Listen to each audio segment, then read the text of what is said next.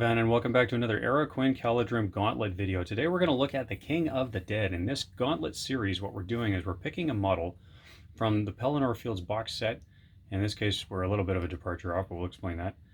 But because it's such a great intro set to this game and to this hobby, we're using various models from the Pelennor Fields box set, and we're walking through what they're good at, what they're not good at. We're just running them through a series of trials, usually an infantry, a cav, a monster, a hero, stuff like that. So today, we picked a couple challenges for the King of the Dead, which should show some of what he's good at and some of where his limits are, we hope. And we're going to have some fun. So Estinus, why don't you explain this to us, and then we'll dive in. All right. Well, we've got our good old ghosty, kills everything kind of person. Fight 5, strength 4, defense 8, 2 attacks, 2 wounds, and courage 7. Might not seem super impressive off the bat, but once you get to his special rules, you understand a little more why he's so revered. He has 1 might point, 6 will, and 3 fate. Armor and sword. Heroic actions are march and strike, which I would argue are actually the 2 most useful heroics to have. Special rules, Blades of the Dead, so he wounds on models' courage rather than their defense. He also has terror, so models have to take a courage test before they're allowed to charge him. Drain Soul, this is the big sell point right here. So any model that suffers wound from the King of the Dead is instantly slain if they don't save it with fate. Yeah. You heard that. Kind of a big deal. Yeah, he effectively, all of his strikes count as a Morgul Blade. Like, it's terrifying. The Dead and the Living, this is just kind of a gimmick when you're actually in the game. Only dead people can take part in his heroic actions or benefit from his standfast. So only the army and cavalry of the dead. This matters because often he'll be allied with key things like the 3 hunters, Aragorn, Legolas, Gimli. So yeah, as a dead guy, he has the biggest impact on the dead guys, not on the 3 hunters. Yes. And then Spectral Walk, this was a gimmick they added in the new edition of the rules. A model with the special rule can walk over water features as if they were open ground. We don't have any water on the table today, but it's cool. Every now and then you get to use it and you get to flex on your opponent. You're just like, yes, I can waltz across this. And just for the fun of it all, we've done a couple of things with these models. We're going to be playing the Games Workshop dice because they're pretty cool dice. These dice actually do glow in the dark. And we've used some glow in the dark paint on this guy too. It's so much more fun when you make these armies your own. So, ta-da! There he goes. He glows in the dark. We have a lot of fun playing with customizing our armies and our models and trying to make them personal and do things to them that we can be proud of. So what I will say is he's not actually in the box set. The reason that we wanted to put him in the Gauntlet this early, we're going to do more after we're done with the box set, but we wanted to put him in this early because the Army of the Dead is in the box set. The Army of the Dead must be taken with a hero. You really can't play anything in this game without taking heroes to lead them.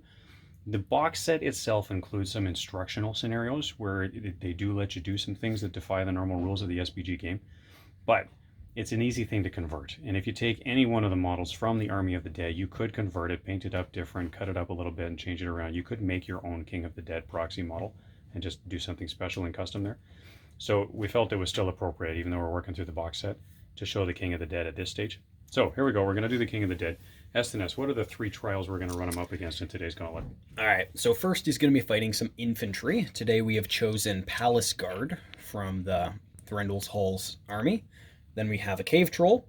And then we have, lastly, the Watcher in the Water. So all in all, we've got some infantry, more high-end elite infantry. Then we've got Monster, pretty standard run-of-the-mill. I'd argue it's the most common or most useful of all of the generic monsters, bar eagles. And then we have the Watcher in the Water, one of the nastiest creatures you're likely to ever run into in a tournament setting. And a good example of a hero, actually, for this one. So and between these trials, I think we should be able to see some pretty good stuff about what this guy is good at and what this guy's not so good at. We take a look at the infantry profile first. First challenge for him is going to be the Mirkwood infantry. So what do? Palace Guards. So they're pretty basic. They have the same profile as most other elven infantry. Fight 5, strength 3, defense 5, 1 attack, 1 wound, and courage 5. They all come with heavy armor and an elven maid, hand and a half sword. They have bodyguard, which is only in effect if they have a hero. Woodland creature, which we don't have any terrain. And then Kingsguard, which gives them a bonus whenever they're in range of Thranduil. So really, there's nothing super special about these guys for our intents and purposes today. They're just cool looking elven infantry. And interesting things we could point out, they do have higher fight value than the King of the Dead. And otherwise, they're just kind of a hardy infantry. So let's load this thing up and we'll get everybody ready here. We'll start them 12 inches apart. King of the Dead on one side, Elves on the other. And then we'll introduce the profiles for some of the other units once we get to those challenges. You want to play the King or the Elves? Very good question. Entirely up to you. I don't know if I care. Alright, well, I'm over. Let me show off the dice. Alright, so today our elves, Mirkwood Elves, are going to be playing with some of our custom-made dice again. This is a sapling that we put on the Chessex pattern called Vortex Green. And I love these Vortex dice that Chessex makes, and of course we like to change the 6s into a special pattern. So, because they're Mirkwood Forest Elves, we put them on Forest Green with kind of a foresty sapling. Anyway, priority goes to you. Elves. Slide them up a good 6 inches. We are flying. You don't cause terror, but I do, so I can charge. Because we should be 12 apart, exactly. Yep. Boom. There we go. So the King of the Dead is just going to charge the front guy. Alright. I get 2 attacks and you get 1, I think, right? Or do I have 1 attack? You have 2 attacks. And then I've got 2 guys. I You got got your spear 6. support, so I lose, you win. Strength 3, striking, defense 8, needs 6s followed by 4s. Nope. Does not get it. New priority. That's 3. Oh, not to me. Alright, let's see some elven courage here. This gentleman at the end. Starts at courage 5, down effectively to courage 4, so he needs a 6. Rolled a 7, he's fine. Sorry, are we using the faction bonus? What's the faction bonus? The faction bonus is the Harbinger of Evil that you're thinking about. He doesn't have that in his it's not in his profile. base profile. Fair enough. Okay, so he would have that in his base profile. Sorry, he would have that if we were playing only the Army of the Dead faction. If he's playing one-on-one like this, he would have his faction bonus. Wait. So he's going to get trapped real quick here. Oh, yeah. And last guy is also good. High courage elves, not a big problem for the King of the Dead. Sorry, not for the for the Terror's not a problem for them. Yep. Alright, here we go. 2 dice to 4 dice. Doubled. 2 to 8. Because you've got your spear supports again. So King of the Dead is highly outdiced. Let's see if we can do this. I've got 4. I guess. 5 high. Even if I make that a 6, his fight value is lower than yours. No, it's not. We're tied. Oh, are we? We're both fight 5. Maybe he should have heroic struck. Because he's going to have trouble if he doesn't. Well, you only have the 1 might point. 1 might, though. Yep. I would save it. So he's got 1 might. He's got 1 fate. He's got 3 fate. And he's then got 2 2 wounds. How badly does he want to win this fight? It's not going to be worth it. Elven Blades are going to make a roll-off real tough. All right, so you take the win. Looking for 6s followed by 4s here. Here's the, I guess, The first 4 strikes. So there's 1 6. Followed by a 4. That's 1 wound. You have to do that Here's the 3 more next times. row. So this is the doubled strikes for the middle guys. 2 6s. 2 6s. Oh boy. There we go. That's 3 wounds so far on the King of the Dead. That'll And then we have 8 more strikes. another 6. That's another wound. 4 wounds. 1 more round. No more. 6. So he's got 4 wounds. King of the Dead only has 3 fate. Let's burn the first 2. It's 1 pass and 1 fail. Here's his last fate. Passes, so that takes 2 wounds, but he's only got 2 wounds left. So King of the Dead is out, just like that. 1 round of combat. What's the quick moral of this story right there? He doesn't really do infantry, especially high courage infantry. He really needs backup. Yeah, he is more of a utility to be used sparingly. You don't just chuck him in there and let him get surrounded, because he doesn't have enough dice to do anything about that. And the fight value obviously matters. All right, so let's set this up for the second round. We'll put him up against the troll.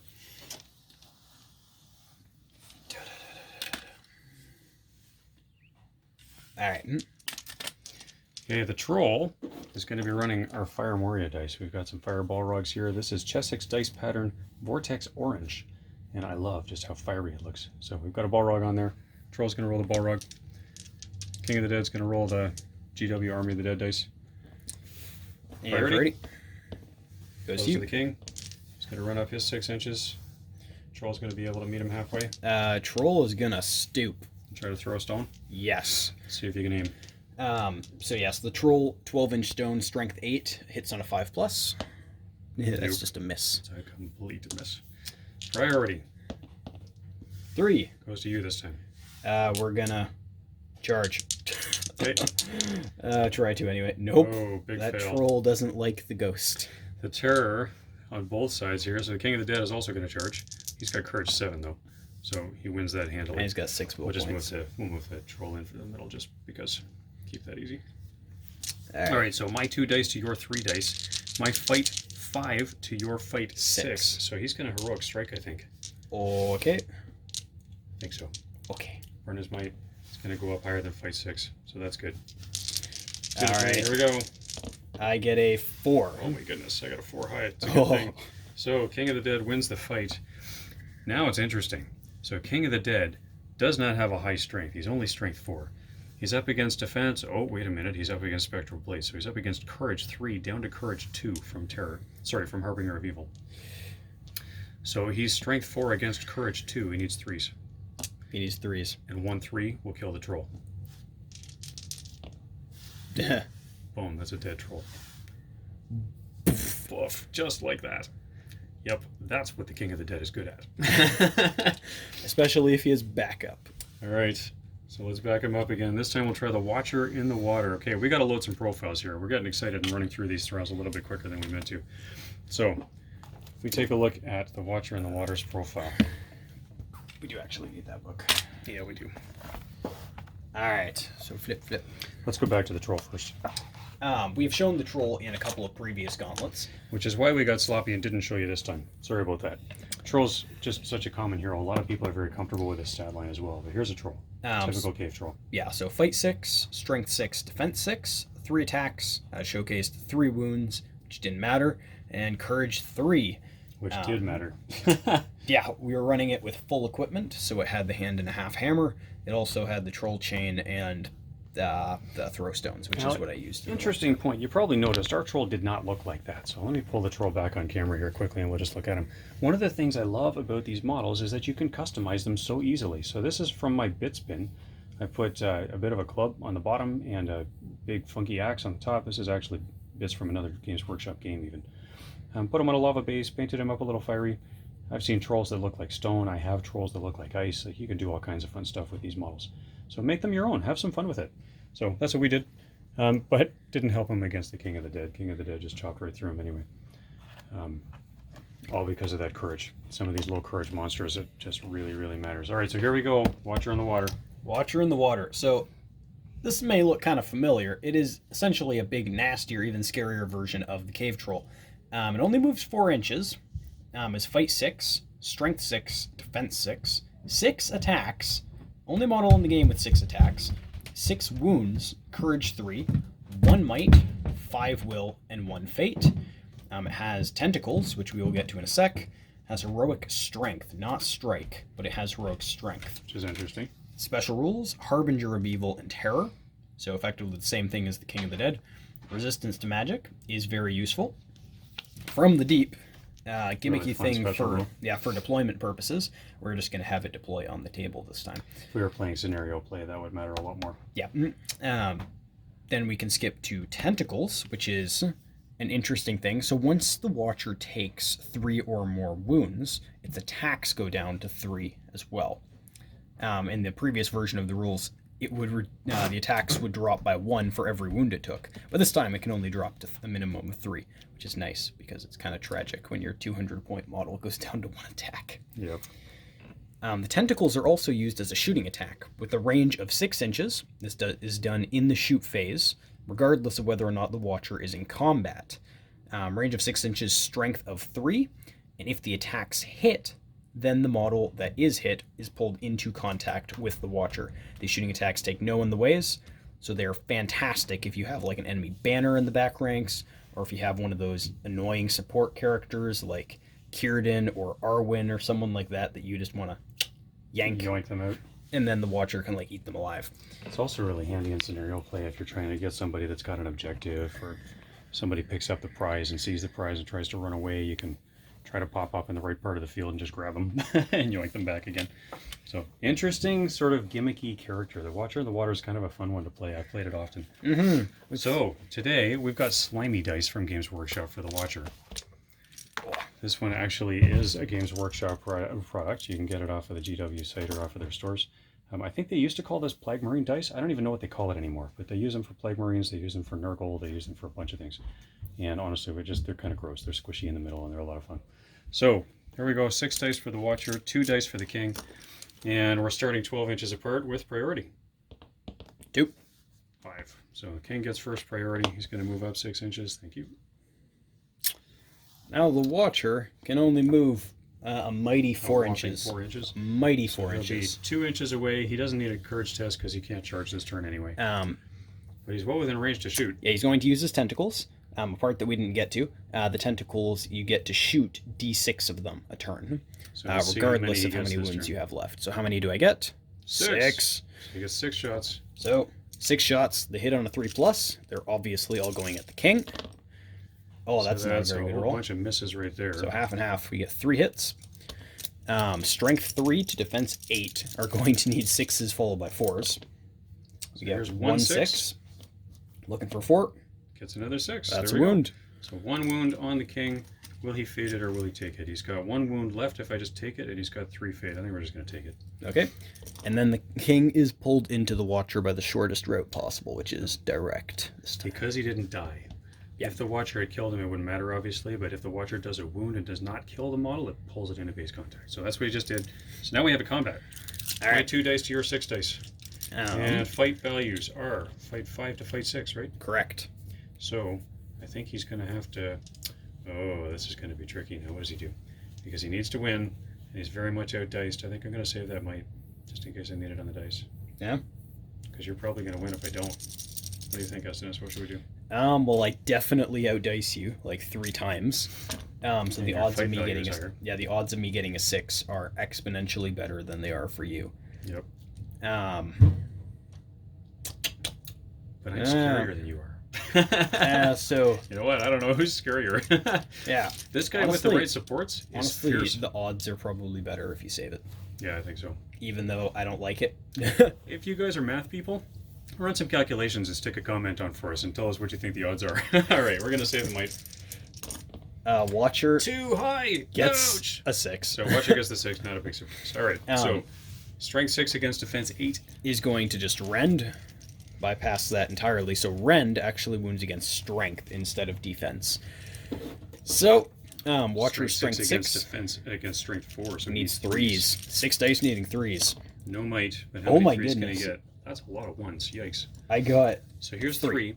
Now the King has 3 fate and 1 wound, so he needs to pass his fate here. He has to pass all 3 fate. That's 1 failed fate right there, so that's going to do it. We'll see if he would have passed the other fate. Passed 2, failed 1, so the King's dead, unfortunately. So this has been a quick gauntlet, but it has showed a whole bunch of the things that we wanted to show. This particular exchange right here showcases the critical issue, I think. The King is a fantastic tool. If he had won this fight, he could have killed the Watcher in 1 turn. Let's try it. He didn't win the fight, and you can totally see why. He got massively outdiced. But if he had won the fight, he's got 2 strikes. The Watcher's Courage 3 would drop to Courage 2, so he wounds it on 3s. Strength 4 against Courage 2, wounds it on 3s. He only needs 1 3. And that's 1 wound, and now the Watcher has to pass his fate, or it's dead. And it has no might. Correct. And it would have failed its fate. 1 strike, and the Watcher would have been dead. Now, if this thing was trapped, the King of the Dead would have double strikes as well, so he would have had even more chances to get 3s. So if we were playing the King in an army, he would have been putting as many infantry around the Watcher as he possibly could have, even if it was just positioning to trap them, to get some extra dice in here. But really, getting more dice in the fight is pretty critical. And if you're playing against the King, the Watcher's another great example, because you want to pull the King out of combat on its own and kill it. Outdice it and get rid of it before it kills something important. Yep. And then, critical matter of the issue as well, the King is only fight 5. So in this specific circumstance right here, it was actually better for the King to save his might for modifying the die rolls than to risk it on the fight value. Because at that point, he's just banking that on 2 dice, he can roll equal to or higher than I can on 6 dice. Which, that doesn't make sense. Yeah, the odds on that are pretty horrible. Now, if you had backup, if you had, like, say, 4 or 5 other guys with him, so like two guys with their spear supports. Especially if he'd had his heralds. Then he could have matched or even gotten better amounts of dice than this if he had like a banner around as well.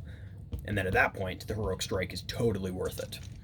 Now, if he had his heralds in, what do his heralds do? The heralds actually allow him to use their will points to call heroic actions, so Which he is wouldn't pretty even interesting as necessarily have to use his might point. Yeah, and at that point, you'd use a will off of one of the heralds so that he could call a heroic strike without using his own might. And this Is it only for heroic marches, or is it for any heroic action? That's for any heroic action. But this is where you can also be sneaky. Someone's going to use this now that I'm going to say it. But if you're trying to be sneaky and you win a fight against this thing, for example, or something else like this, you strike with the other warriors first. Yeah. Trying to bait out their fate points. And if they're not thinking, they'll do it, and they'll spend their fate to try to avoid those wounds. And then you just strike with the king, and it's just gone. Yeah, save your king's stats and gimmicks for last. Use other characters first. If you're playing the king with the Legendary Legion, you're probably going to have access to a Gimli or a Legolas or an Aragorn. Aragorn controls the field of play for you with his free might. That's the biggest thing. He can call heroic moves. He can do all kinds of stuff with that free might. It really helps. But even if he's not involved, if you've got Gimli or Legolas to call heroic strikes, that really, really helps. You only need one wound dealt from the king. Yeah. So, interesting character. All right, this has been the Gauntlet. What have we learned today? We learned a few things about the king.